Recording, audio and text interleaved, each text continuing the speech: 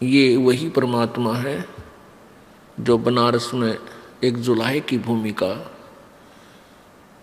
करके अपने तत्व ज्ञान को प्रचार करके सशरीर आए थे। सशरीर अपने निज धाम सतलोक को चले गए।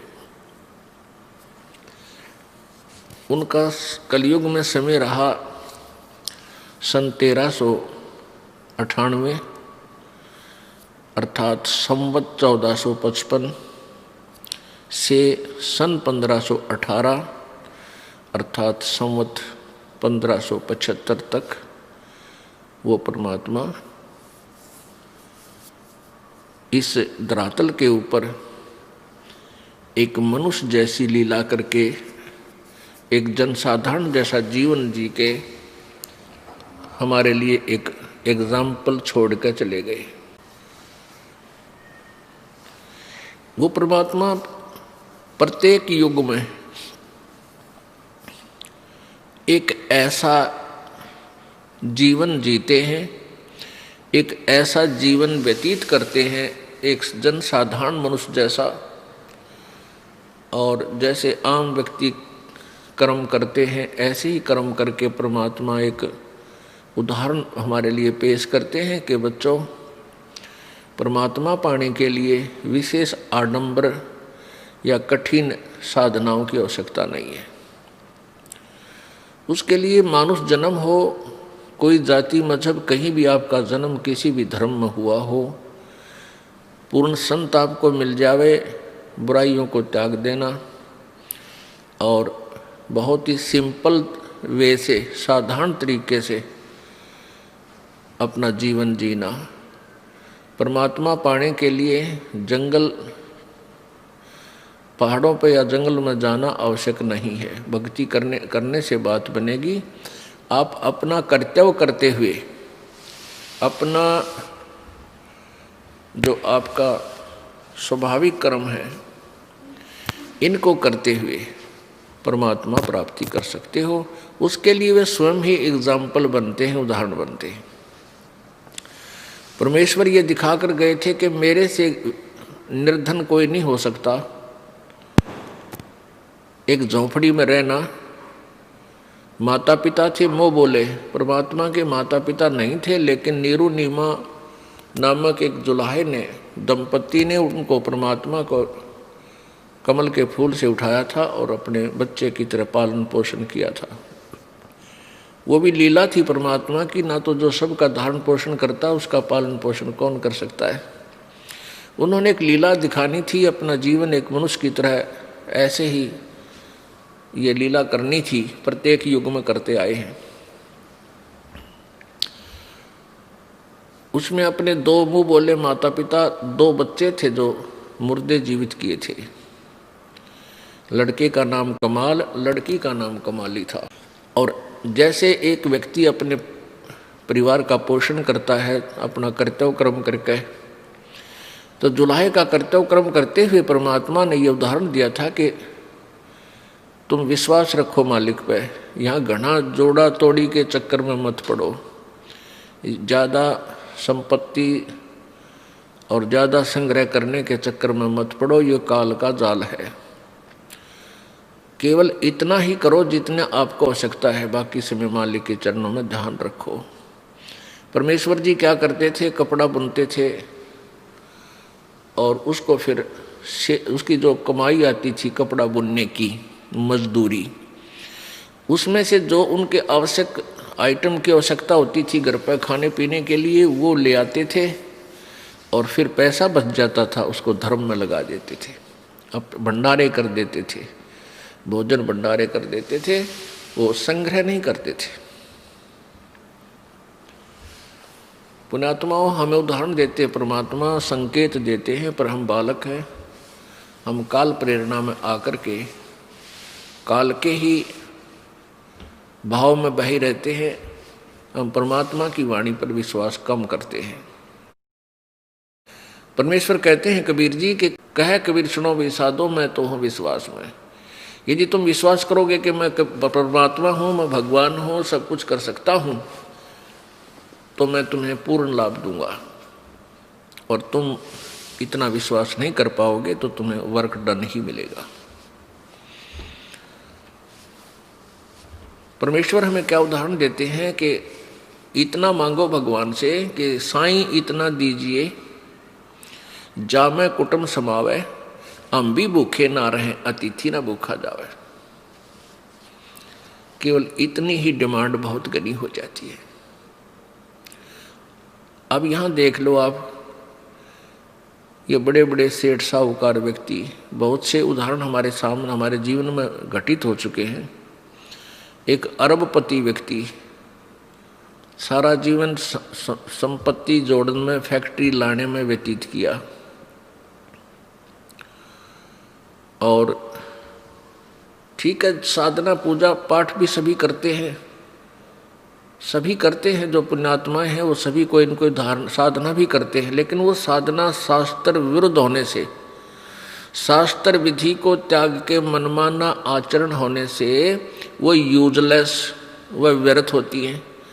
जैसे प्रमाण है पवित्र गीता जी अध्याय नंबर 16 के श्लोक 23 में कि शास्त्र विधि को त्याग कर जो मनमाना आचरण करते हैं, अपनी मर्जी से पूजाएं मंत्र जाप आदि करते हैं, उनको न तो कोई सुख होता है, न उनकी कोई सिद्धि प्राप्त होती है, न ही उनकी गति होती है, अर्थात व्यर्थ।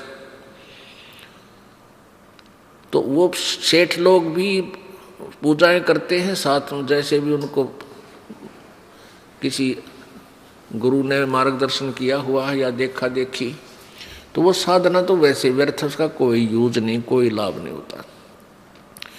और जिस धन के लिए वो रात पड़ा ना दिन पड़ा, ना जाने कितने खोटे कर्म किए, पाप किए, वो धन साथ नहीं गया।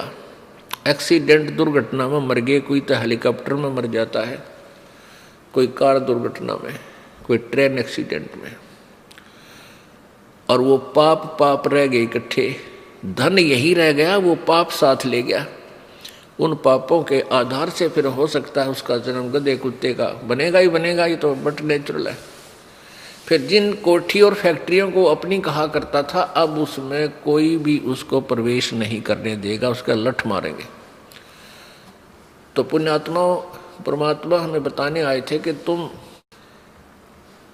आए, मनुष्य जीवन आप जी को मिला है परमात्मा प्राप्ति के लिए, और इसका कोई यूज नहीं। यदि आप ये कार्य नहीं करते हो, बाकी जो संतानोत्पत्ति, उनमें मोह ममता, उनकी परवरिश, ये तो पशु पक्षी आपसे भी ज़्यादा प्यार और श्रद्धा से करते हैं। तो पशु और पक्षियों के जीवन में और आपके जीवन में कोई भिन्नता नहीं।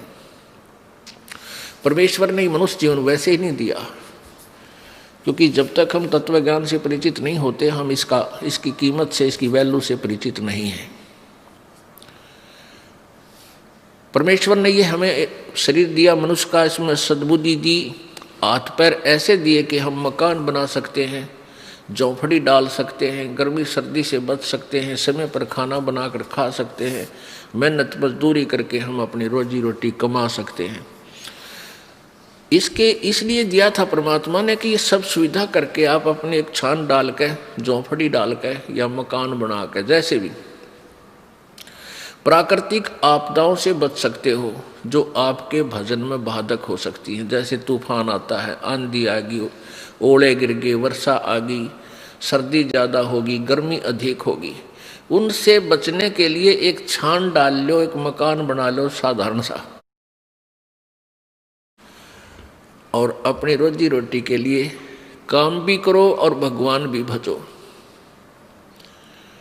पुण्यात्माओं, काल ने इस कलयुग में सारे हथकंडे अपना लिए कि ये भगवान भक्ति ना कर सके ये मनुष्य। इतनी विज्ञान की तरक्की करवा दी, ऐसे रेडियो टेलीविज़न FM दिन रात चलने जा बकवास, किसी टाइम ऑन कर ले टीवी ने, जब नाच गाने शुरू पाएंगे। मोबाइलों के अंदर सारी बकवास भर लो, सारा दिन कान का लाए रहो, दूसरे ना पता के कर रहा, कान में लाओ और जेब में डाल ले, सुने जा बकवास सारा दिन।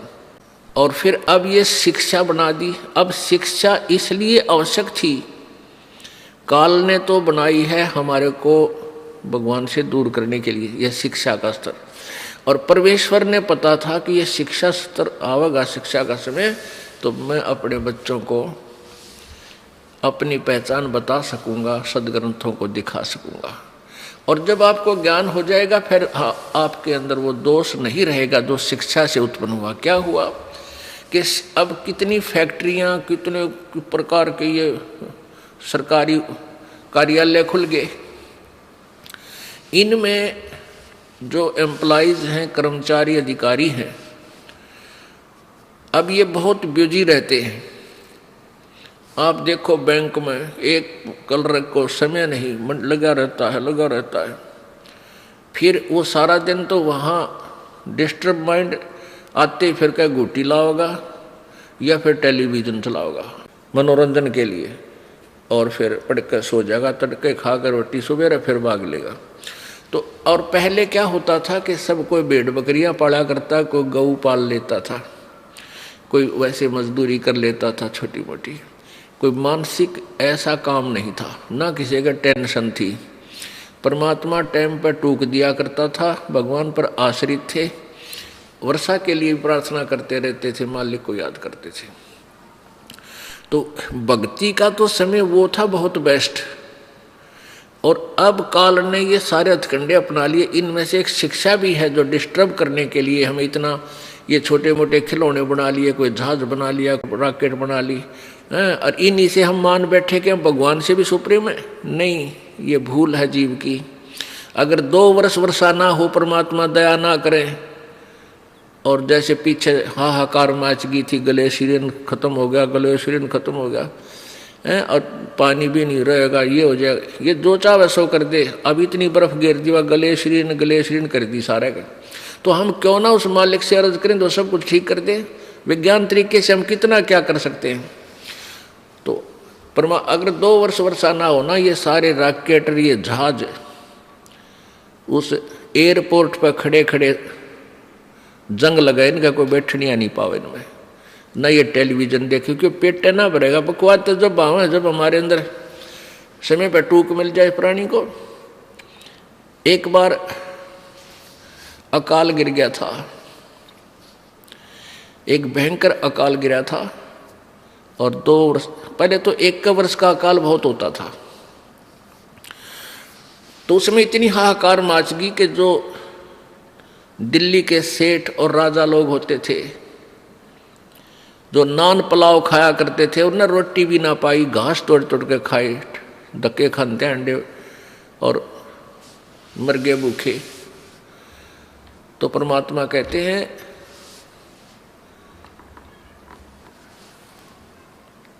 शहजादे मांगत फिरे, वो दिल्ली के उमराव, जिन रोटी पाई नहीं, जो खाते नान पुलाव।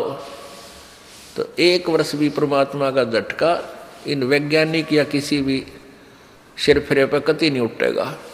इसलिए परमात्मा हमें ये याद दिलाना चाहते हैं कि मनुष्य जीवन आपको इसलिए मिला था कि आप परमात्मा की भक्ति करो और पीछा छुटाओ यहाँ से।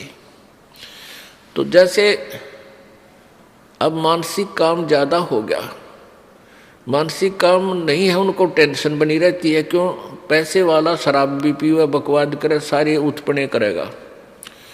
तो शराब पी कर आता है घर में, उसकी पत्नी और बच्चे उससे दुखी हो जाते हैं, टेंशन का कारण बन गया। कोई भी घर खाली नहीं रहा जिसमें कोई नशा ना करते हो। या बिजली क्यों गिर गई? क्योंकि काल नहीं चाहता कि ये प्राणी भक्ति करे। मान लीजिए कोई एक घर का सदस्य उपदेश ले भी लेता है तो बाकी शेष जो है वो सारे आन उपासक, और कोई ना कोई बैल, कोई मांस खाता है, कोई अंडा खाता है, और कोई शराब पीता है, कोई तम्बाकू पीता है। और फिर आन उपासना में इतने गहरे रंगे जा चुके हैं कि उस सत साधक के साथ संघर्ष शुरू कर देते हैं, उसके नाम को भी खंडित करवाने की चेष्टा करते हैं। ये काल का जाल है।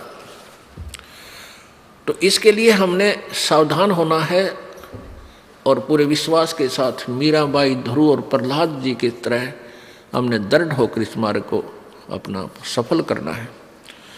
तो प्रसंग चल रहा है कि साईं इतना दीजिए जिसमें कुटुंब समावे, हम भी भूखे ना रहे, अतिथि ना भूखे।